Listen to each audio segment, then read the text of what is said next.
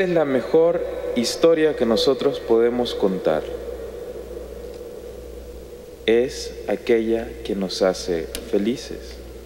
Nos dice el Papa Francisco que el ser humano es un ser narrador por excelencia, por naturaleza, porque desde que somos pequeños tenemos hambre de historias, así como tenemos hambre de alimentos.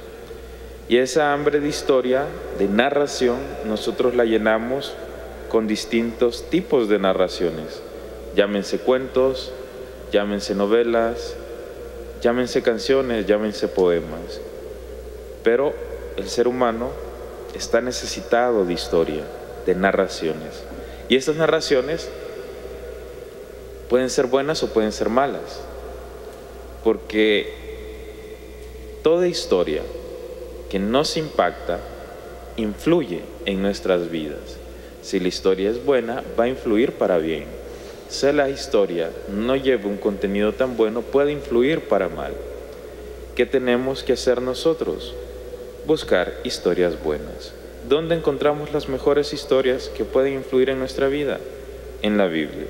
Y Jesús sabe que el ser humano está sediento de historias, está sediento de narraciones. Pero Jesús también sabe jugar con esta sed y sabe a quién darle a comprender estas narraciones buenas. Los discípulos preguntan: ¿por qué les hablas en parábolas? Y Jesús responde que es a los discípulos a quienes se les ha dado a conocer los misterios del reino. Unos frailes franciscanos ponen un ejemplo muy interesante para comprender esto de la parábola, de por qué a la multitud se les habló en parábolas y los dejó perdidos, y por qué a los discípulos sí le explica las parábolas, o por qué los discípulos sí comprenden muchas veces la parábola. Y pone el ejemplo de una madre que da una enseñanza en una frase y hay dos muchachas escuchando. La madre dice: quien ama no cose ni corta. Quien ama no cose ni corta. Una de las jóvenes comprende, la otra queda perdida. ¿Quién fue la que comprendió? La que era hija de esta mamá. La que no comprendió no era hija, era de otro hogar. ¿Por qué comprendió la que era hija?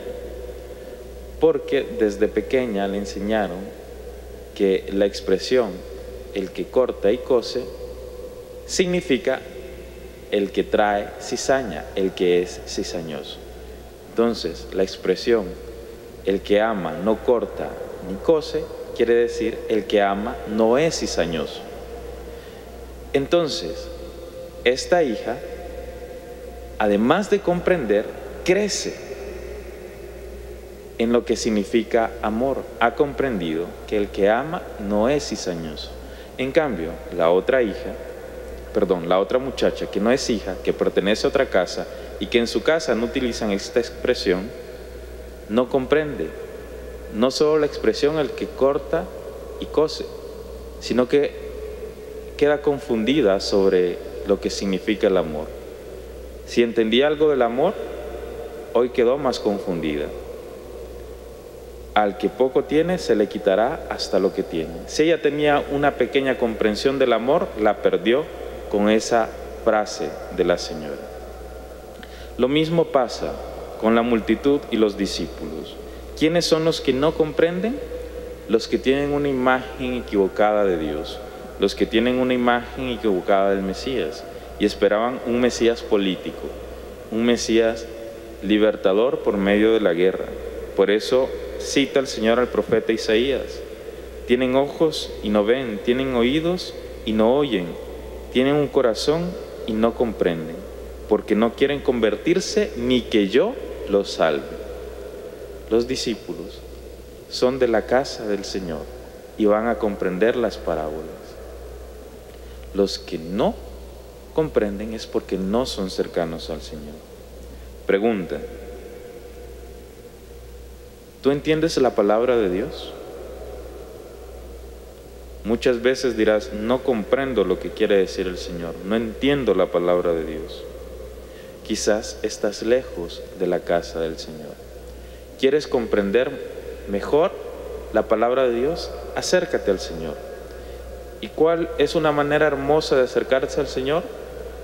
Contándole tu propia historia. ¿No comprendes las historias que te está diciendo el Señor en su palabra? Entonces comienza acercándote, contándole tu propia historia al Señor. Y Él va a ir iluminando poco a poco tu vida. Amén.